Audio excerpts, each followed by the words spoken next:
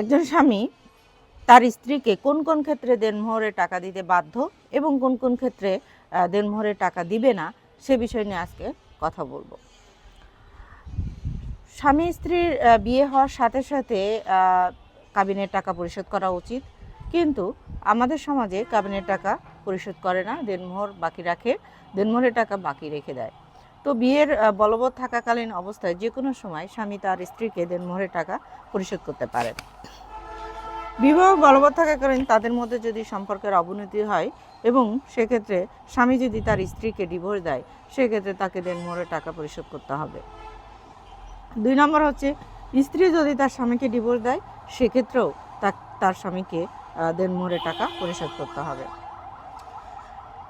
এমনকি স্ত্রী যদি অন্যত্র বিয়ে করে এবং 3 বছরের মধ্যে সে দেনমোহরের টাকা দাবি করে ডিভোর্সের পরে, সেক্ষেত্রেও তাকে দেনমোহরের টাকা দিতে হবে। এখন আসি কোন কোন ক্ষেত্রে দেনমোহরের টাকা দিবে না স্বামী। প্রথমত হচ্ছে, স্ত্রী যদি স্বেচ্ছায় সজ্ঞানে দেনমোহরের টাকা আংশিক অথবা সব পুরোপুরি সে ছেড়ে দেয়, স্বেচ্ছায় ছেড়ে দেয়, দাবি না করে, সেক্ষেত্রে তাকে দেনমোহরের টাকা দিতে হবে না।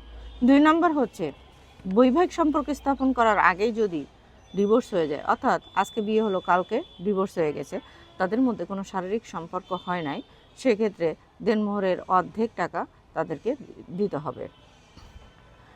3 নম্বর হচ্ছে, পূর্বে স্বামী বলবৎ থাকাকালীন সে আরেকটা বিয়ে করেছে, এই ধরনের বিয়ে অবৈধ বলে গণ্য হবে এবং এই বিয়েতে তার পরে যে স্বামী তাকে দেনমোহরের টাকা দিতে হবে না। তো ধন্যবাদ, ভালো থাকবেন, আল্লাহ হাফেজ।